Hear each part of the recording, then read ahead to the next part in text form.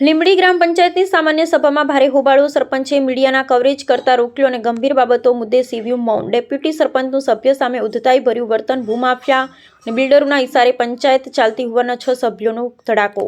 પંચાયતની પારદર્શિતા સામે સવાલ. ચૂંટાયેલા સભ્યોને જ માહિતી અપાતી નથી.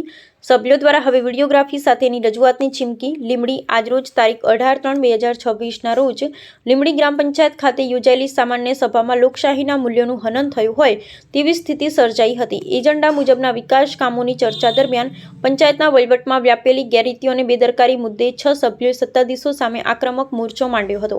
સભાની શરૂઆતમાં જ સરપંચ દ્વારા મીડિયા કર્મીઓને સભાનું કવરેજ કરતા રોકવામાં આવ્યા હતા, જેનાથી પંચાયતની પારદર્શિતા સામે મોટા સવાલો ઊભા થયા છે. સભ્યોએ આક્ષેપ કર્યો હતો કે પંચાયતનો વહીવટ ચૂંટાયેલ પ્રતિનિધિઓ દ્વારા નહીં પરંતુ કેટલાક ભૂમાફિયાઓ અને બિલ્ડરોના ઇશારે ચાલી રહ્યો છે અને આ સત્ય બહાર ન આવે તે માટે મીડિયાને પ્રવેશતા અટકાવવામાં આવ્યા છે. આશ્ચર્યની વાત એ હતી કે સભામાં જ્યારે ભ્રષ્ટાચાર અને બિલ્ડરો સાથેની સાંઠગાંઠ જેવા ગંભીર મુદ્દાઓની ચર્ચા થઈ રહી હતી ત્યારે સભાના અધ્યક્ષ એવા સરપંચ મૌન ધારણ કરી બેસી રહ્યા હતા. સરપંચની આ ચૂપકીદી અનેક શંકાઓ જન્માવી રહી છે. બીજી તરફ જ્યારે સભ્યોએ જવાબ માંગ્યા ત્યારે ડેપ્યુટી સરપંચ દ્વારા અત્યંત ઉદ્ધતાઈ ભર્યું વર્તન કરવામાં આવ્યું હતું. વહીવટી વડા તરીકે તલાટીકામ મંત્રી પાસેથી સચોટ ખુલાસાની અપેક્ષા હતી, પરંતુ તેમના દ્વારા પણ ઉડતા જવાબ આપીને મામલો ટાળવાનો પ્રયાસ કરતા સભ્યોમાં ભારે રોષ જોવા મળ્યો હતો.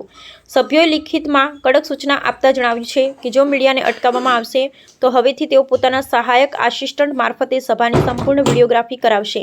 સભ્યોએ ચીમકી ઉચ્ચારી છે કે જો આ મનસ્વી વહીવટ બંધ કરવામાં નહીં આવે તો આગામી દિવસોમાં જિલ્લા વિકાસ અધિકારી ડીડીઓને રૂબરૂ મળી પુરાવા સાથે રજૂઆત કરવામાં આવશે. લીંબડી પંચાયતની આ સામાન્ય સભામાં થયેલા વિવાદે અને સરપંચના નકારાત્મક વલણે સમગ્ર પંથકમાં ભારે ચકચાર જગાવી છે. આજે લીંબડી ગ્રામ પંચાયતની 18 તારીખે એટલે કે આજે સામાન્ય સભા યોજાઈ હતી. આ સામાન્ય સભાની અંદર એજન્ડા મુજબની તમામ ચર્ચાઓ કરવામાં આવી અને આગળના એજન્ડા જે હતા એના ઉપર પણ ચર્ચા કરવામાં આવી. હવે લીંબડી ગ્રામ પંચાયતની સામાન્ય સભામાં જે પણ એજન્ડાઓ અત્યાર સુધી બનાવવામાં આવતા હતા એ એજન્ડાઓ ઉપર ખાસ કરીને ધ્યાન આપવામાં આવતું નહોતું. એના ઉપર લીંબડી ગ્રામ પંચાયતના ઘણા બધા કામોની અંદર ઢીલાસ પણ મૂકવામાં આવે છે અને કેટલાક કામો સભ્યોની જાણ બહાર પણ કરવામાં આવે છે. ઇવન હું એક વોર્ડ નંબર 11નો સભ્ય છું અને વોર્ડ નંબર 11ના સભ્ય તરીકે અને અમારી સાથે બીજા અન્ય સભ્યો છે.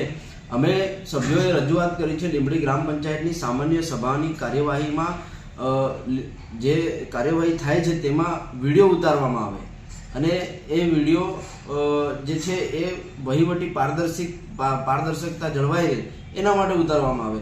એ માટેની અમે લોકોએ કડક સૂચના અને જાણ અરજીના માધ્યમથી કરી છે અને અમે ટોટલ એ અરજીની અંદર અમે ટોટલ 6 સભ્યોએ સહી કરી છે. અને બીજી એક અરજી પણ આજની સામાન્ય સભામાં અમે લોકોએ પ્રોસિડિંગમાં લખાડી છે કે પંચાયતના સભ્ય તરીકે અગાઉ કરેલી રજૂઆતોની અવગણના અને તે બાબતે સત્તાવાર જવાબો અમને આપવામાં આવે.